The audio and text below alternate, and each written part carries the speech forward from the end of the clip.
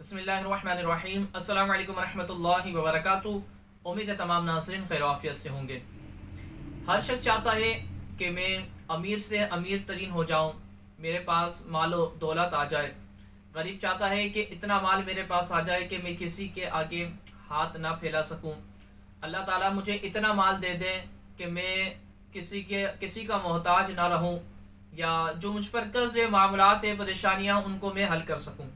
तो आए इंशाल्लाह आज की इस वीडियो में हम आपको एक निहायत ही आसान सा अमल बताएंगे कि जिसको कर लेंगे तो इंशाल्लाह आपकी गुर्बत ख़त्म हो जाएगी, आप अमीर हो जाएंगे और अल्लाह रब्बुल आलमीन आपके माल में इतनी बरकत अता फरमाएगा, आपके पास इतना माल और दौलत आएगा, और कहाँ से आएगा, कैसे आएगा, आप खुद हैरान रह जाएंगे इंशाअल्लाह ज़ुजल्ला। ऐसी आपके माल के अंदर अल्लाह रब्बुल आलमीन बरकत दाखिल फरमा देगा।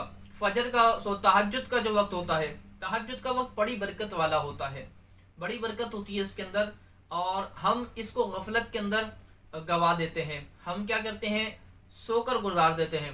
तो अगर आप चाहते हैं अल्लाह रब्बुल आलमीन आपके माल में बरकत अता फरमाए, अल्लाह रब्बुल आलमीन आपकी परेशानियों को दूर करे, अगर आप चाहते हैं अल्लाह रब्बुल आलमीन आपको किसी का अपने सिवा मोहताज ना रखे, आप किसी के आगे हाथ फैलाए ना, आपका हाथ ऐसे ना हो बल्कि ऐसे हो जाए, और आप चाहते हैं कि अल्लाह तबारक व तआला आपको नेमतों से नवाजे, तो तहज्जुद के वक्त उठकर अल्लाह की बारगाह में रो रो कर गिड़गिड़ाकर दुआ मांगने का मामूल बना लीजिए। इंशाअल्लाह ज़वजल्ला फिर देखें आपकी किस्मत किस तरह जाग उठती है, आपकी किस्मत कैसे अंगड़ाई लेती है, और आपकी परेशानी इंशाअल्लाह आपसे कैसे दूर भागती है। तो बहरहाल तहज्जुद के वक्त को आपने लाजमी तौर पर इसमें उठकर इबादत करनी है, तहज्जुद की नमाज पढ़नी है।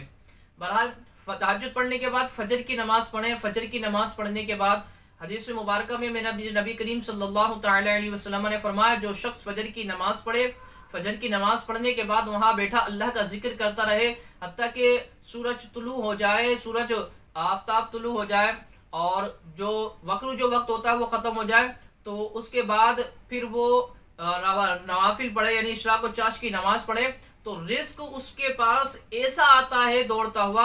यानी इंसान रिस्क के पीछे भागता है, अगर बंदा ये काम कर ले तो रिस्क उस बंदे के पीछे भागता है। और ये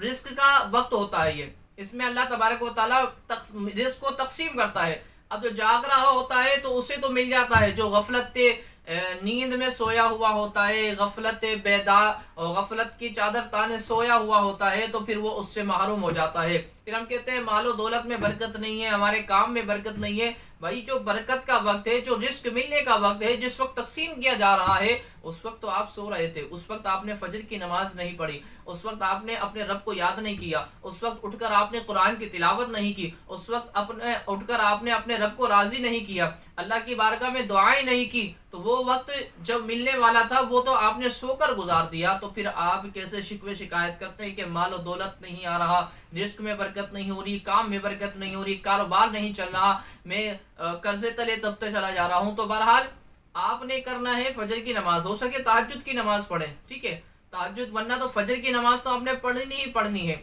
और फजर की नमाज पढ़ने के बाद तकरीबन जो वक्त होता है 40 मिनट 45 मिनट का जो ये वक्फा होता है, इसमें आपने कुरान की तिलावत करें, अल्लाह का जिक्र करें, ठीक है, सोए ना, कोशिश ये करेंगे इस वक्त में सोए नहीं, बल्कि ये आपने तिलावत करनी है, जिक्र अस्कार करना है, इशा को चाश की नमाज पढ़ें।